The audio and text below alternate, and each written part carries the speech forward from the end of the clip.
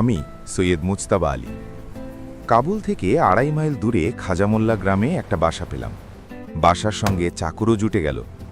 কলেজের অধ্যক্ষ মসিয়ে জিরার, জাতিতে ফরাসি, আমার সঙ্গে পরিচয় করিয়ে দিয়ে বললেন, এর নাম আব্দুর রহমান, জুতো ব্রাশ থেকে খুন খারাপি, সব কাজই করবে। একেবারে হরফ মৌলা, মানে যাকে বলে সকল কাজের কাজী। কাবুলে গিয়ে দুটো নর দানব দেখেছিলাম, তার একজন এই আব্দুর রহমান। পরে মেপে দেখি লম্বায় 6 ফুট 4 ইঞ্চি, চওড়াতেও কম নয়। হাত দুটো হাঁটু পর্যন্ত নেমে এসেছে, আঙুলগুলো যেন কাঁদি কাঁদি কলা, পা নৌকার মতো। কাঁধ দেখে মনে হয় গোটা আফগানিস্তান বইতে পারবে। মুখটা এমন চওড়া যে একসঙ্গে কয়েকটা কলা গিলে ফেলতে পারে। গায়ের রং ফর্সা, কিন্তু শীত গ্রীষ্মে ফাটা চামড়া যেন আফগানিস্তানের রিলিফ ম্যাপ, মানে পাহাড় পর্বতের ম্যাপ। পরনে তার সিলভার কুর্তা, আর সেই কুর্তার উপর পরা একটি হাতা ছাড়া কোটি বা ওয়াস্কিট। চোখে সরাসরি তাকায় না, কার্পেটের দিকেই চেয়ে থাকে। তবে আর চোখে দেখেছি তার বড় বড় চোখে কৌতূহল টলমল করে। জিজ্ঞেস করে জানলাম আগে কোথাও কাজ করেনি, পল্টনে ছিল মেসের দায়িত্বে। রাইফেল চালাতে পারে কিনা জিজ্ঞেস করলে শুধু হাসল। রান্না জানে, পোলাও, কোরমা, কাবাব, ফালুদা। বরফ কোথা থেকে আসে জিজ্ঞেস করলে জানালো পাগমান পাহাড়ে শীতে বরফ জমিয়ে রেখে পরে গাধায় বোঝাই করে আনা হয়। বাসনকোসন কিছুই ছিল না, তাকে বাজারে পাঠালাম। বিকেলে কাবুলে হাঁটতে বেরিয়ে দেখি পাহাড় সমান বোঝা কাঁধে নিয়ে এসে ফিরছে। বললাম মুটে নিলেই তো পারতে।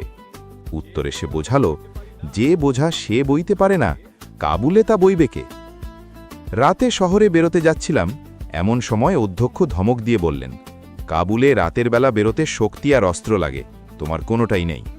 ফিরে এলাম। রাতে ঘুম ভেঙে দেখি রহমান গরম জল নিয়ে দাঁড়িয়ে। বরফ গলা জলে মুখ ধুয়ে ঠান্ডায় কাঁপছি। খেতে বসে তো চোখ কপালে। গামলা ভরা মাংসের কোরমা, বড় বড় স্বামী কাবাব, কোফতা পোলাওয়ের ওপর আস্ত মুরগি রোস্ট। আমি হতভম্ব।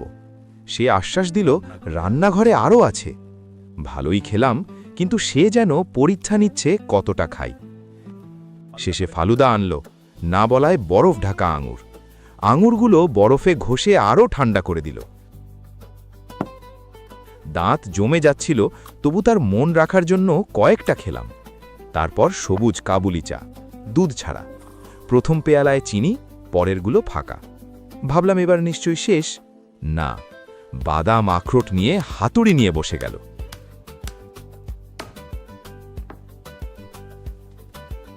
একটু পরে এসে মাথা নিচু করে বলল, আমার রান্না কি হুজুরের পছন্দ হয়নি? আমি বললাম, ভালোই হয়েছে। সে বলল, তাহলে এত কম খেলেন কেন? শেষে বোঝালো কাবুলের পানি হাওয়া খারাপ, তাই ক্ষুধা মরে যায়। তারপর শুরু করল তার দেশ পানশিরের গল্প। কি নির্মল হাওয়া, কি তাজা পরিবেশ, একটা আস্ত দুম্বা খেয়েও আবার ক্ষুধা লাগে। শীতে টানা 7 দিন বরফ পড়ে। জানালার পাশে আগুন জেলে বসে শুধু বরফ পড়া দেখা, সোজা তুলোর মতো, ঝড়ের মতো অন্ধকারে হু হু শব্দে। ঝড়ে চাপা পড়লেও বরফের তলায় নাকি মানুষ 2 দিন বেঁচে থাকে। পরে রোদ উঠলে সাদা বরফে চোখ ঝলসে যায়, কালো চশমা পরে বেরোতে হয়। সেই হাওয়ায় একদম নিলে আয়ু বাড়ে, অসুখ সেরে যায়। তখন নাকি আমার আজকের রান্নার দ্বিগুণ খেলেও কম হবে। আমি বললাম, শীতকালটা তাহলে পানশিরেই কাটাবো। সে খুশিতে গদগদ। আমি বললাম, তোমার খুশির জন্য নয়, আমার প্রাণ বাঁচাতে। সে অবাক।